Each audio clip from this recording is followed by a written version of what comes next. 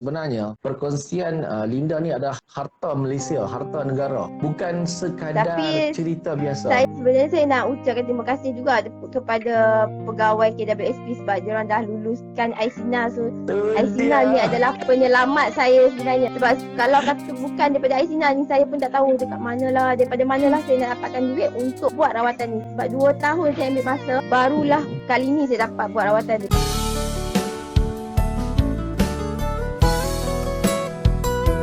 Baik, saya nak invite. Malam ni adalah malam yang sangat bertuah untuk kita semua. Okey? Malam ni adalah malam yang sangat bertuah. InsyaAllah doa-doakan. Allah Ta'ala pemudahkan saya invite adik Linda Manja untuk bersama-sama kita. Okey? Bismillahirrahmanirrahim. Allahumma salli ala sayyidina Muhammad wa ala ali sayyidina Muhammad. Halo, Assalamualaikum. Waalaikumsalam. Alhamdulillah. Okey, adik Linda Manja. Baik. Hari ni adalah hari yang keberapa? 5 ke 6? Hari ni hari kelima ataupun keenam. Baru 5-6 hari. Okey, baik. Confident sekarang ni macam mana? Okey, cuba cerita sikit. Bismillah. Memang bismillahirrahmanirrahim. Memang daripada hari pertama, daripada selepas buat bayaran sampailah ke hari ni, daripada hari pertama lagi kita saya dapat rasa kesan dia. Maksudnya dah mula rasa keinginan untuk ambil tu dah memang semakin berkurangan. Belum buat rawatan lagi, belum dapat ubat tu lagi. Ya. Dah dapat rasa kesan dia. Dan ada jugalah dia punya tanda-tanda, maksudnya benda tu dah mula keluar daripada badan. Sampailah dah dapatkan rawatan tu sampai hari ni. Hari ni saya rasa memang 100% rasa memang bebas, saya dah tak perlukan benda tu lagi. Memang Okey. tak dapat bayangkan rasa daripada segi tubuh badan, daripada kekuatan daripada dalaman tu memang lain sangat daripada sebelum berhenti tanpa rawatan dan berhenti dengan rawatan. Memang banyak perbezaan dia. Banyak perbezaan dia. Baik.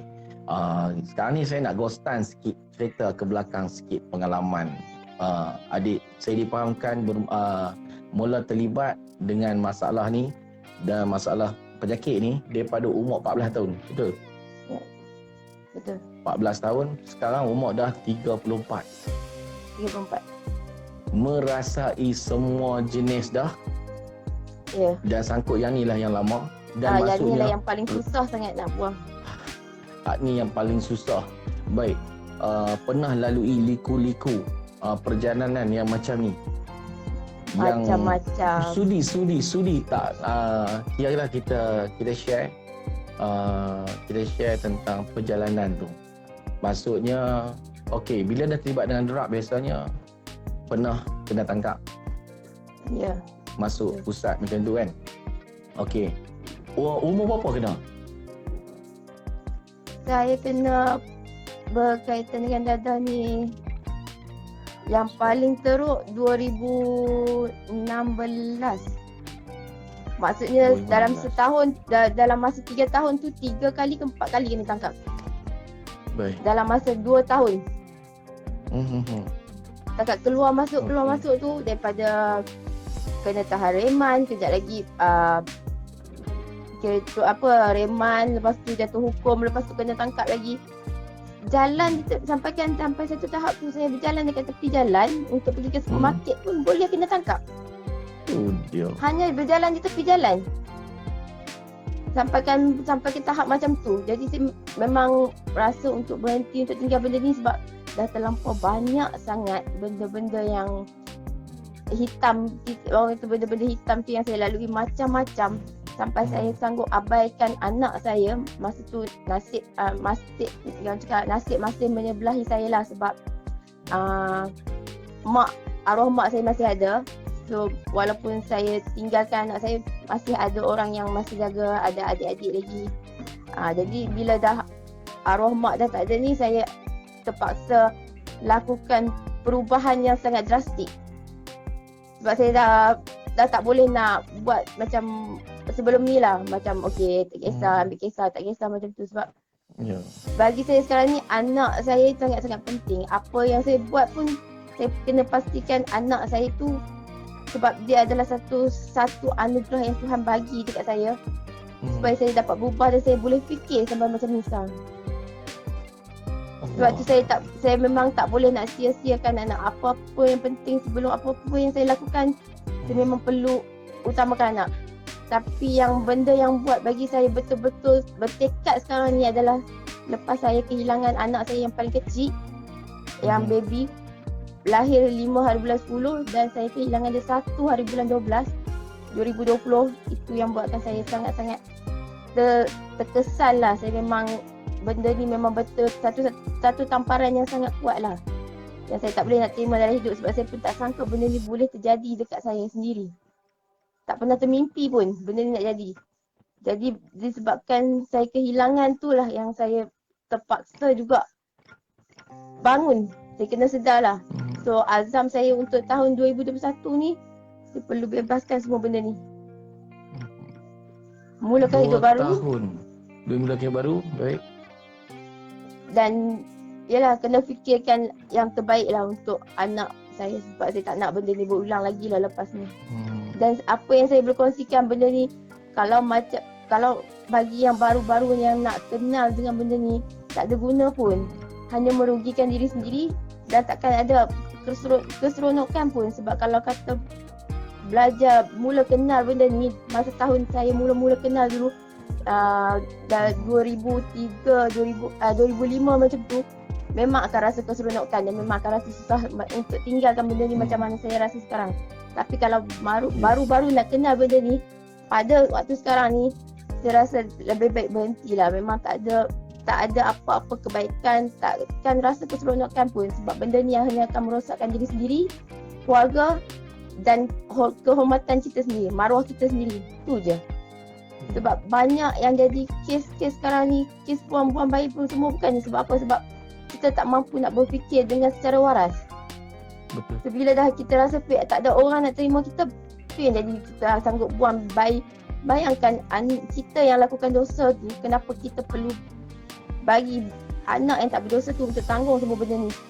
Saya memang tak boleh nak terima. Bila saya kehilangan anak saya tu, saya rasa macam, bila saya tengok berita tentang orang buang bayi ni, saya rasa kenapalah perlu kenapa perlu biarkan baby yang tak berdosa tu untuk tanggung dosa kita sendiri. Sebab kita yang buat dosa tu, kita yang terjebak dengan semua benda ni. Sejauh mana dosa yang kita dah buat tu, kita tanggung lah. Sebab dekat dunia ni, kita boleh hadap je mulut orang tu, tapi kita kena ingat satu, dekat akhirat esok, benda tu kita tak boleh tutup. Kita tak boleh nak elak. Yang berlalu-berlalu. Okey, baik. Ni adik Linda, saya nak tanya. Biasa saya duk jumpa, saya pernah ada yang saya dapat tahu seorang wanita yang terlibat dengan drug ni.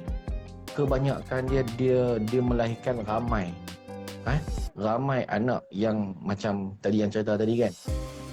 Dan saya pernah dapat satu kes ni, dia umur baru 29, dia ada 9 kali beranak dah. Dan ada yang 7, ada yang 5 kan. Jadinya sekarang ni kita nak settlekan masalah dadah. Tujuan dia di antara yang paling besar adalah nak selamatkan wanita-wanita ni daripada orang ambil kesempatan kat atas dia orang.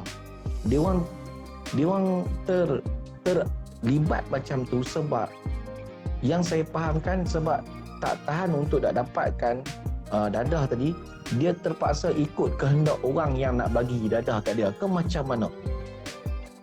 Sebenarnya benda ni memang macam tu pun. Saya pun pernah sampai ke tahap macam tu dulu, tapi kita ada banyak cara, kita ada banyak jalan. Sama ada itu terpulang pada diri sendiri. Sama ada dia nak bagi maruah dia dekat orang untuk dapatkan benda tu, ataupun dia boleh buat kerja lain. Packing ataupun buat penghantaran. Itu terpulang pada, tapi bila sampai satu tahap, dia akan sampai satu tahap bila benda tu terlalu menekan kita, bila barang ni terlalu kontrol diri kita, sampaikan kita sanggup serahkan kita maruah untuk benda ni saja. So kita terlalu biarkan benda tu terlalu kontrol sampai kita fikir kita dah tak mampu nak hidup kalau benda ni tak ada. Maklum untuk hantar ke benda tu untuk dapatkan bahan tu. Tapi kalau kata untuk bersama dengan seorang untuk benda tu, mungkin saya bercinta macam tu lah. Jujur saya akui, saya pun dah ada 3 orang anak dan saya masih belum berkahwin. Tapi saya tak adalah sampai orang cakap terniat atau untuk nak buang benda anak tu, sebab bagi saya tu yang saya pegang. Kita yang sendiri yang buat dosa, kita sendiri yang pilih jalan tu, sebab bukannya mak ayah kita tak pernah nak larang ataupun tak ada orang untuk tegur kita. Dah pernah kena tangkap pun betul juga. Tapi kenapa saya nak perlu buang, sebab anak tu tak berdosa pun. Orang akan hormat kita akan nampak lagi mulia walaupun anak tu tak saraf, tapi kita dapat jaga dia dengan baik, orang akan pandang kita lebih mulia daripada semua, saya rasa. Walaupun tak mulia dekat mata masyarakat, mungkin mulia dekat mata Tuhan. Tuhan akan nampak kita mulia lagi daripada kita buang benda tu. Orang akan hina kita, dah lah pernah dadah, lepas tu dah buat dosa, lepas tu buang pula budak tu yang tak berdosa tu disebabkan apa? Sebab malu dekat dunia tak apa lagi, malu dekat akhirat esok. Bayangkanlah. Jadi saya pegang satu je lah, saya dah buat dosa, kenapa saya perlu tambahkan lagi dosa sama ada gugurkan ataupun buang budak tu. Budak tu pun tak tahu apa. Patutnya kita tu yang sepatutnya kena buang dulu. Tapi kenapa mak bapak kita sendiri pun, walaupun dia susah macam mana pun, dia tetap besarkan kita dengan berjaya sampai jadi manusia macam ni, tapi kita sendiri juga yang pilih jalan yang macam ni. Jadi tak boleh nak salah. Itu terpulang jugalah daripada segi ajaran keluarga, ataupun mungkin daripada segi orang cakap daripada kefahaman diri sendirilah. Jadi pada saya, yang sebab saya dapat lah daripada NGO dulu kan, ada satu NGO kat Rawang, dia ambil yang wanita-wanita, yang perempuan yang terlibat, yang duduk dengan dia cerita hak ni sekian, ada berapa orang anak, sekian berapa orang, dan cerita ada satu kes tu sangat-sangat sedih juga saya dengar. Lelaki ni dia bagi dia makan dengan bagi dadah, duduk dalam satu bilik bertahun-tahun, sehingga kan dia dah beranak. Lepas tu satu hari tu dia terfikir yang dia nak keluar daripada bilik tu. Masa dia keluar tu lah dia orang dapat jumpa, dia dapat dekat bantuan, dapat jumpa, lepas tu ambil sekali dengan anak dia duduk kat situ. Dia dengan anak dia duduk kat situ sekali. Itu yang saya dapat, tu yang kita dapat maklumat yang macam ni kan. Subhanallah. Baik, tak apa, itu satu bab. Satu bab. Dan sekarang ni dalam selama 2 tahun follow DRT, follow saya ni, apa yang pernah apa yang Puan fikir selama 2 tahun ni? Kira lama tu, panjang masa tu nak dapatkan treatment ni. Sebab sebelum ni memang saya dah nak cuba untuk dapatkan rawatan. Saya pun dah pernah WhatsApp dengan ustaz, tulis surat sampai 3 muka surat, cuba nak minta untuk mungkin dapat bantuan. Tapi pun saya faham lah kan, sebab betul juga apa yang ustaz cakap tu. Kalau kata rawatan tu percuma, kita takkan mungkin dapat hargai rawatan tu. So bagi kita benda tu percuma, jadi lagi satu rawatan percuma ni kita takkan dapat 100% rawatan. Kecuali kalau benda tu berbayar, kita akan hargai sebab kita perlu keluarkan duit sendiri.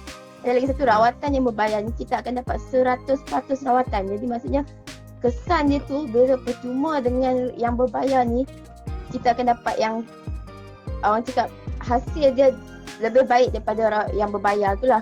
Jadi saya ambil masa sampai 2 tahun dan mungkin orang cakap di atas berkat doa dan saya selalu mengharapkan agar saya berniat memang dah lama sangat untuk bebas daripada benda ni, dan mungkin kali ni Tuhan makbulkan doa saya.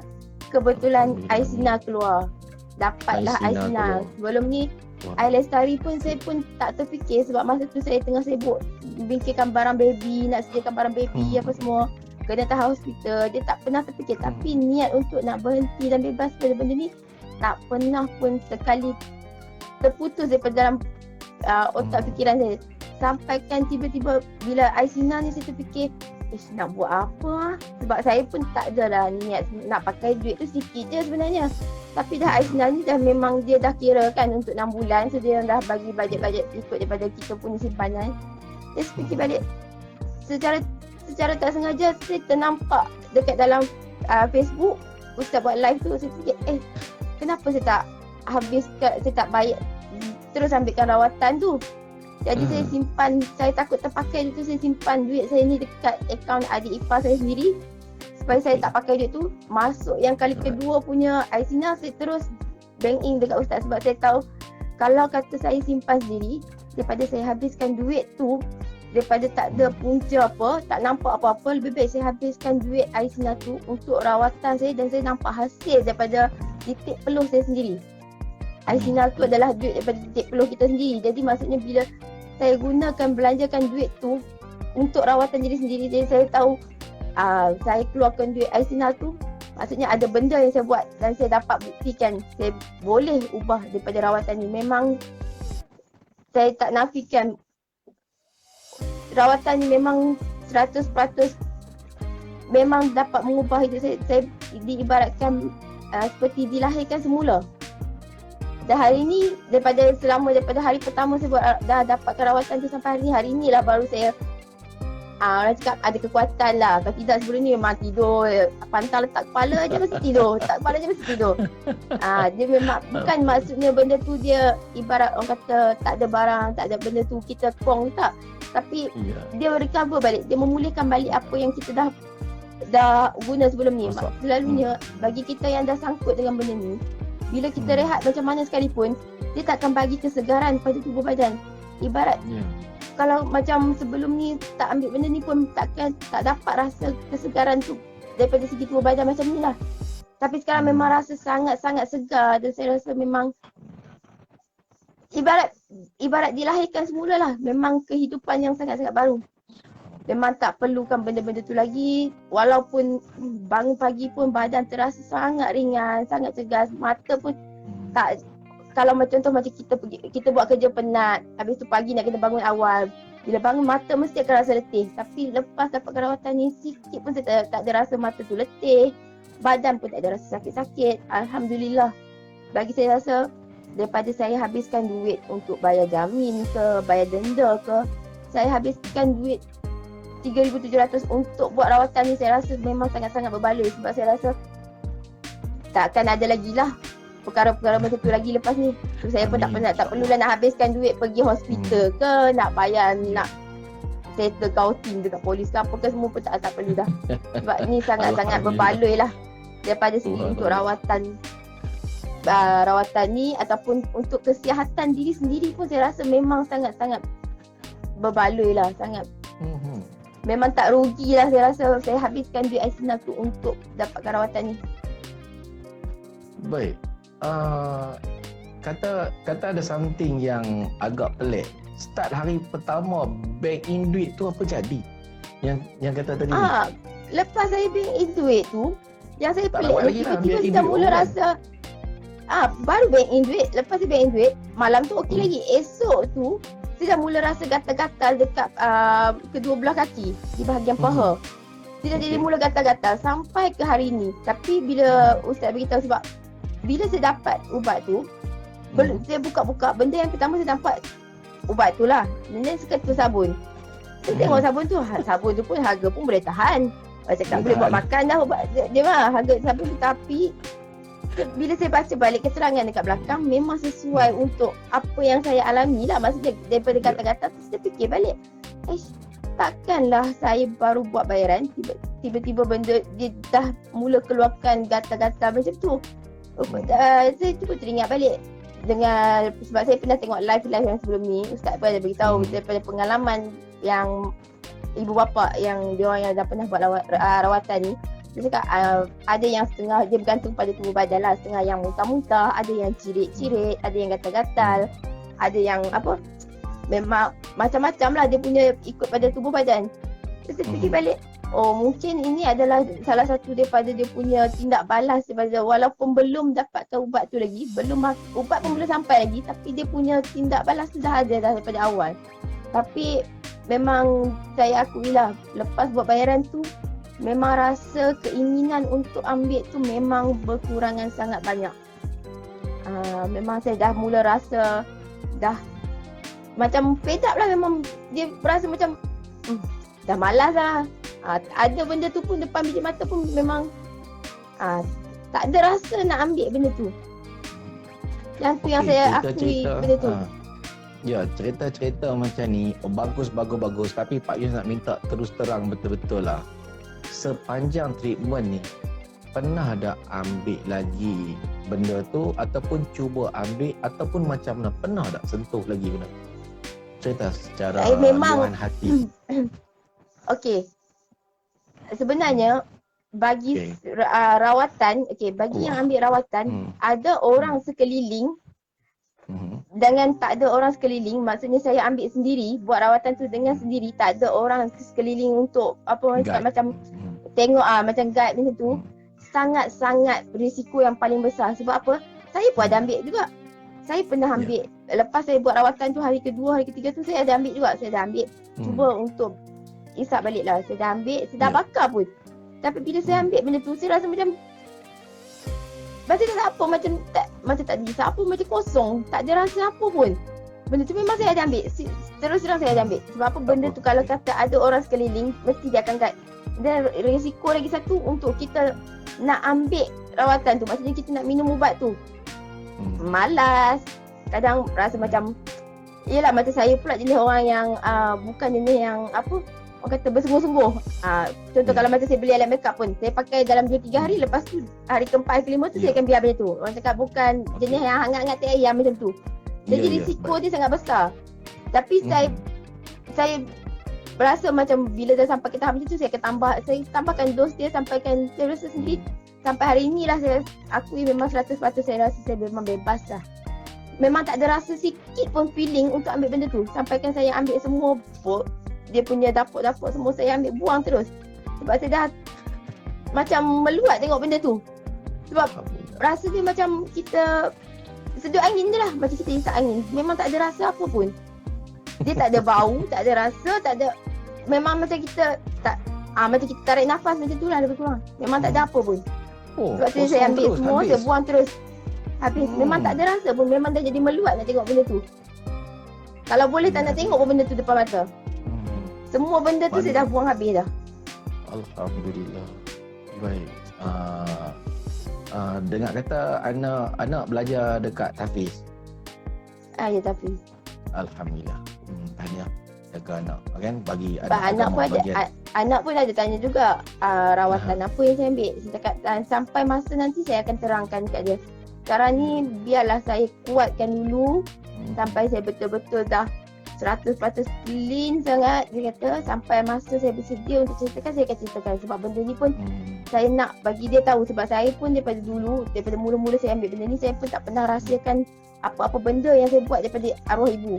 Jadi saya pun tak nak rahsiakan benda ni daripada anak saya. Sebab saya tak nak satu hari benda ni dia baru nak kenal dunia, baru nak belajar semua benda. Jadi saya tak nak rahsiakan apa-apa pun. Biar dia tahu sendiri daripada mulut saya sebelum orang lain yang sampaikan benda ni daripada mulut dia. Boleh Pak Yus tanya sikit. Macam ni lah, andai kata perlu, okey. Jika tak perlu, tak perlu pun. Nak bagi tahu kat dia kan. Jika boleh macam tu lah kan. Bagi saya bagi tahu dekat dia supaya jadikan satu teladan. Sebab dia tengok dia tengok zaman hitam saya. Dia tengok masa saya jatuh teruk-teruk. Dia tengok masa saya kena pukul, saya bergaduh. Sebab benda tu dia ada depan mata. Dalam masa 2 tahun ni dia ada depan mata saya. Tambah dalam masa setahun ni, dia setahun lebih daripada tahun lepas dia PKP sampai sekarang, dia memang ada depan mata saya.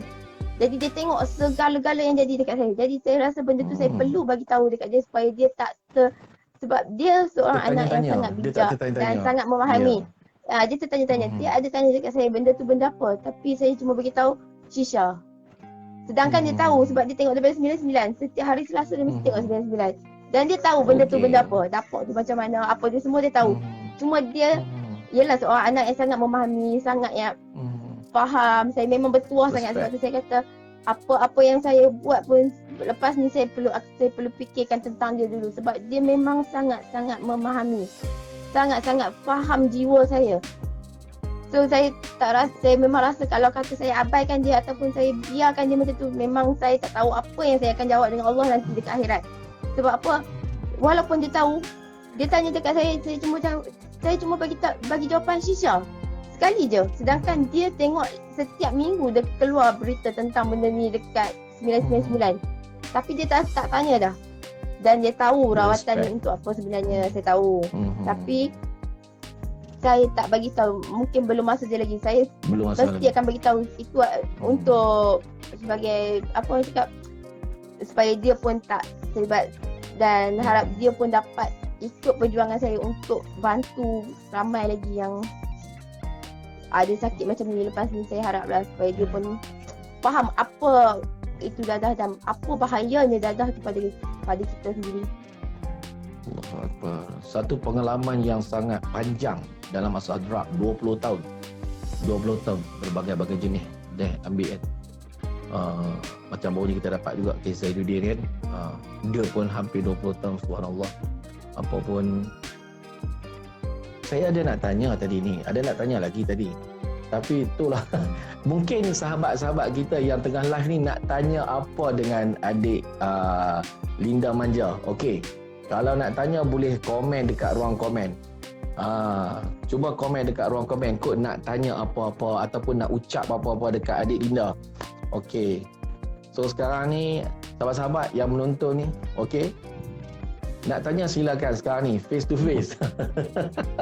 Sebab saya memang setuju dengan apa yang Akmal cakap ni. Memang kalau kata dapatkan rawatan daripada pusat ataupun penjara, memang tak akan dapat memulihkan, tapi memburukkan keadaan lagi ada. Sebab bila kita masuk, apa yang sangat rawatan yang diorang bagi, apa pemulihan yang diorang bagi? Tak ada, sekadar kawat, cuci otak sikit macam tu, bagi nasihat, bagi kita ikut semayang. Kita semayang macam semayang boleh buat 5 waktu pun, bukannya dia orang setiap kali ada dekat situ. Cuma tulis-tulis nama siapa yang ikut semayang, siapa yang ada semayang, tak semayang, pergi report, macam tu je, habis report pun. Yang akan buatkan mental kita lagi teruk kalau dapatkan rawatan daripada penjara adalah bila satu orang buat salah, semua akan kena denda sekali. Denda dia pula sama ada kena kawat ataupun berdiri sampai ke tengah malam ataupun yalah tak tidur lah, macam-macam lah. Ni so maksudnya kalau kita dapatkan rawatan, kalau untuk nak dapatkan rawatan daripada penjara atau pusat pemulihan, tak akan bagi apa-apa. Tak pernah tak siapa-siapa dengar kata orang yang keluar daripada penjara atau pusat pemulihan ni dia memang betul-betul dia berhenti. Mungkinlah ada dalam 1 juta tu pun mungkin ada satu lah. Itu pun mungkin disebabkan nasib dia bagus dan dia memang bersemangat kuat ataupun dia ada kisah-kisah silam yang sebelum ni kot. Boleh jadi dia ada Newton lah. Mungkin ada kisah-kisah sebelum ni dia nampak kan. Waktu tu dia kena tacap-tacap ganja, lepas tu kena sambung tangkap sekali. Lepas tu dia rasa menyesal lah mungkin lah. Itu adalah. Tapi kalau kata yang kena 10 tahun, 20 tahun ni kena tangkap. Lepas tu kata dia masuk penjara sampai 10 tahun, 15 tahun pun keluar, mesti akan cari balik dia. Tak ada lagi lah yang kata masuk penjara atau pusat serenti ni yang keluar berhenti, tak ada. Memang tak ada. Tak pernah lagi lah dengar sampai sekarang ni. Sebab kita sekarang ni, kita live, kita tengah cakap tentang pengalaman. Saya pun tak menghukum apa-apa. Saya hanya bercakap tentang pengalaman. Pengalaman tentang rawatan yang kita dah kita lakukan secara online yang kita buat ni. Online, kita tak pernah jumpa Linda. Kan? Jadi dan Linda juga dia cerita tentang pengalaman dia. Okey. Jadi kita sebagai rakyat, kita nak cerita tentang pengalaman kita. Bukan kita kata nak kata sana tak okey, sini tak okey, tapi di pengalaman supaya orang berfikir apa yang sepatutnya kita nak buat. Nak buat rawatan pemulihan dadah ni dengan cara apa? Kan? Adakah dengan hanya dengan cara yang biasa-biasa kita lakukan selama 38 tahun ataupun kita nak cari solusi yang macam lain pula, insya-Allah. Jadi yang kita tengok sekarang ni macam adik Linda kan. Betul ya, setuju adik Linda? Kita cakap dengan pengalaman, betul? Subhanallah. Jadi pengalaman adik Linda, pengalaman sahabat-sahabat saya yang dalam ni, insya-Allah satu hari nanti ada lagi yang boleh tampil untuk sama-sama kongsi macam Linda kan. Macam dia kata tadi, dia dah lalui selama 20 tahun, dah berkeluar masuk berapa kali keluar masuk sampai jalan kaki tepi jalan tiba-tiba kena tangkap tu. Kalau nak ikut rekod tu pengalaman. yang jatuh hukum tu 2 kali. Kalau untuk reman keluar masuk dengan bayar denda tu ada dekat 10 kali juga lah. Memang Orang cakap rotek lah. rotek lah. Memang pengalaman ni kita dapat ilmu banyak daripada adik Linda, perkongsian daripada dia. Perkongsian daripada dia, kita dapat banyak yang kita belajar malam ni. Setuju? Siapa yang setuju komen setuju kat situ. Alright. Okey, Amal kata kita bukan nak salahkan, cuma kita semua mendengar untuk semua, okey? Untuk saya kita perbaiki fahaman ni untuk penyakit ni. Ni isu penyakit, bukan isu siapa jahat siapa baik, tapi isu penyakit. Betul, kita nak betul. settlekan penyakit ni. Kita nak ni settle penyakit ni. Baik. Linda, adik Linda nak ada apa nak pesan dekat kawan-kawan kita, dekat rakyat Malaysia? Apa yang ni tadi pengalaman jadi pendengar sendiri. So sekarang ni apa yang Linda nak pesan dekat rakyat Malaysia ni dengan semua viewer sekarang ni yang tengah tengok menonton sekarang? Kalau setakat nak ambil bagi saya lah, kalau bagi yang baru-baru nak mula kenal dengan benda ni, saya rasa berhentilah, patah baliklah. Sebab benda ni takkan bagi kita apa-apa keseronokan, takkan bagi kita apa-apa kebaikan pun, hanya akan menghancurkan. Sebab saya sendiri pun dah tengok ex-boyfriend saya sebelum ni yang ada yang dah ambil, dia sebenarnya dia keluar rumah daripada RM8 di dalam poket. Dia survive sendiri, cari duit sendiri sampailah dia boleh ambil dia boleh belajar, sambung belajar balik, ambil master degree 2 kali. Master 2 kali, degree sekali. Lepas tu balik ke Malaysia, buka satu company. Dah berapa lama dia survive untuk buka satu company, ada sebiji rumah. Dia ambil masa 6 bulan saja untuk jatuh sampai muflis. Sampai sekarang ni hidup dia ibarat orang kata makan kais pagi, makan pagi, kais petang, makan petang. Nak harapkan itu je. Tapi sedangkan dia ni sangat bijak, tapi disebabkan benda ni tersalah bercampur dengan orang, Dia tersalah. habis hidup dia sampai sekarang. Jadi benda tu, kalau siapa yang baru-baru nak kenal benda ni, saya rasa stop lah. Memang tak bagi apa-apa pun. Cuma kalau daripada segi pemulihan tu, saya bukanlah nak puji, sebab ini saya yang alami sendiri. Saya yang dapatkan rawatan sendiri, dan masih dalam rawatan baru seminggu, baru nak masuk seminggu lah. Tapi daripada hari pertama selepas saya buat bayaran, saya dah dapat rasa dia punya kesan sampailah hari ni. Nak dibandingkan perbezaan saya buat rawatan daripada dalam penjara. Saya tak pernah masuk pusat, tapi saya pernah kena tahan penjara disebabkan masalah ni juga. Tapi perbezaan dia selepas 10 bulan keluar balik, adalah saya berhenti sekejap. Dalam berapa bulan, tak sampai setahun benda tu, sangkut balik benda ni. Lepas, tapi perbezaan daripada berhenti benda ni, daripada rawatan penjara dan berhenti benda ni dengan rawatan DRT ni, memang sangat-sangat berbeza banyak. Sebab bila dapatkan rawatan daripada dalam penjara, saya dah tak boleh bekerja. Saya tak ada kebebasan hidup, saya pun tak ada. Tapi bila dapatkan rawatan melalui DRT ni, saya masih boleh jaga anak, saya masih boleh buat kerja. Kebebasan kita tu ada. Tapi dalam masa yang sama, kita boleh dapatkan rawatan. Bukan sekadar untuk rawatan ni, dan rawatan lain-lain lah. Maksudnya daripada segi tubuh badan kita pun, kita akan rasa sihat. Memang saya sangat-sangat puas hati. Walaupun kadang-kadang nak terfikir 3,000, memanglah nak keluarkan 3,700. Kalau orang nak fikir nak keluarkan seketul tu, kita rasa macam berat. Tapi kalau kita pandang daripada sudut yang jauh, kita fikir balik, kalau kata kena tangkap sekali satu, masa kita dah habis dekat dalam penjara. Satu lagi, nama kita dah buruk kan, kita dah ada rekod. Satu lagi, kalau kata kita tak nak masuk penjara, kita nak kena keluarkan duit. Sekali kena tangkap pun nak 2-3 ribu. Itu baru urine je, belum kena kalau kena ada bahan ke apa ke, lagi kita nak kena keluar duit banyak lagi. So apalah sangat 3,700 nak dibandingkan dengan masa kita kebebasan kita tu yang paling penting. Kalau kata kita kena tangkap dan jatuh hukuman masuk 3-4 bulan pun cukup lah. Kebebasan kita tu memang habis. So mental kita pun akan jadi lagi teruk bila kita dekat dalam. Dan kita akan lebalkan lagi lah perhubungan kita. Akan kenal lagi banyak lagi tokoh-tokoh yang besar-besar, kawan yang hebat-hebat, tentu tukang masak ke, yang dahsyat-dahsyat lah, yang boleh buka makmal semua. So maksudnya benda tu tak ada apalah sangat bagi saya rasanya. Kalau 3,700 nak keluarkan duit Aisina tu memang sangat-sangat berbaloi lah. Lagipun kita boleh nampak lah kurang-kurangnya satu hari kalau kita terfikir apa yang aku dah gunakan duit daripada hasil aku sendiri, aku usaha selama ni, apa yang aku dapat hasil tu. Kalau kita gunakan duit tu untuk perbelanjaan harian pun kita belum tentu kita nampak hasil dia lagi. Tapi untuk rawatan diri sendiri ni, tapi memang bagi siapa yang ambil bahan ni, bila dah dapat duit tu, kalau tak betul-betul set dalam mindset kita tu untuk dapatkan rawatan ni, ataupun kita masih lengah-lengahkan, tak apalah esok lah baru transfer, memang jawapan dia duit tu memang habis. Memang takkan dapat rawatan. Sebab apa? Bagi siapa yang ambil bahan ni, dapat duit, wish, banyak ni 1,000 ni, aku boleh ambil 1 set ni, boleh ambil 12,500 ni, confirm punya dalam kepala otak. Esok lepas habis ni baru aku ambil rawatan. Selalunya macam tu lah.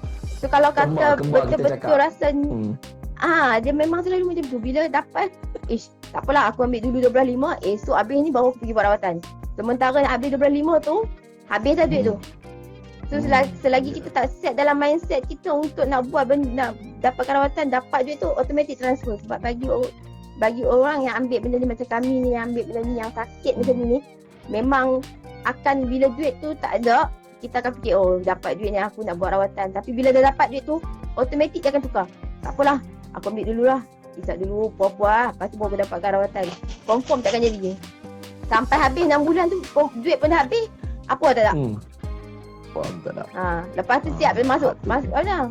Duit tu keluar, masuk dalam. Tu je lah, Fatim. Ambil. Duduk pula tapau dalam tu. Kan? Masuk universiti baru. Masuk universiti baru. Subhanallah, alhamdulillah. Terima kasih banyak Linda. Ikut tu memang kita nak share lagi dengan Linda, tapi itulah, saya pun terima kasih banyak Linda sebab perkongsian yang sangat-sangat bernilai, sangat-sangat berharga. Sebenarnya perkongsian Linda ni adalah harta Malaysia, harta negara. Bukan sekadar cerita biasa. Sebenarnya saya nak ucapkan terima kasih juga kepada pegawai KWSP sebab dia orang dah luluskan Aisina. So Aisina ni adalah penyelamat saya sebenarnya. Sebab kalau kata bukan daripada Aisina ni, saya pun tak tahu daripada manalah saya nak dapatkan duit untuk buat rawatan ni. Sebab 2 tahun saya ambil masa, barulah kali ni saya dapat buat rawatan tu. Sebenarnya nak buat rawatan ni memang dah sangat-sangat lama, dah berapa kali hantar surat WhatsApp kat ustaz pun. Bayangkanlah macam mana sampai 2 tahun. Memang Aisina ni adalah melahirkan saya semula. Yang tu yang saya boleh cakap. Terima kasih kepada pegawai KWSP. Ya, pegawai KWSP memang saya ucap terima kasih sangat-sangat kepada diorang sebab diorang dah meluluskan dengan semudah-mudahnya. So ibarat diorang DRT team group, maksudnya inilah yang telah melahirkan saya balik semula ke atas dunia ni. Ucapan yang baik, yang sangat murni. Kita mudah-mudahan ni pegawai-pegawai KWSP boleh dengar sendiri, dia orang pun menitis air mata bila melihat kejayaan Puan Linda. Menangis-nangis dia orang Subhanallah. Dengan izin Allah, biar dia pun menitis air mata tengok tu dia. Ucapan terima kasih kepada pegawai KWSP. Selama ni banyak duk kecam-kecam ni. Hari ni ada orang ucap terima kasih kat dia orang sebab meluluskan, dan hari ni dia rasa dilahirkan semula. Jadi ucapan tadi saya rasa alhamdulillah. Semoga anda semua dirahmati Allah Subhanahu Wa Taala, insya-Allah. Assalamualaikum warahmatullahi wabarakatuh. Bye bye.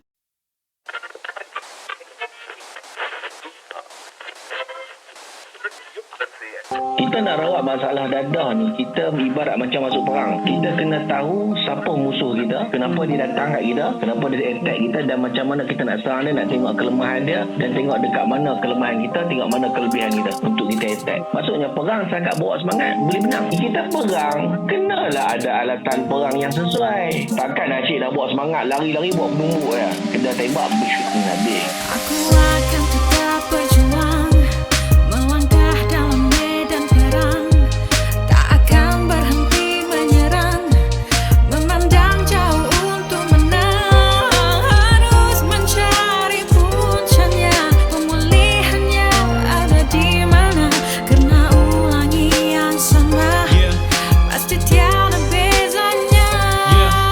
Dengar, bukannya mereka buta akhlak, cuma terjerat terperangkap dalam titik gelap. Di depan ada racun, di belakang orang hukum. Hendak ke mana jika sekelilingnya dikepung. Buang jauh penagih, mereka hanya pesakit. Setiap yang terbaring pasti ada jalan bangkit. Nak merawat yang gering mesti ada caranya. Jangan hanya berbekal semangat kata-kata.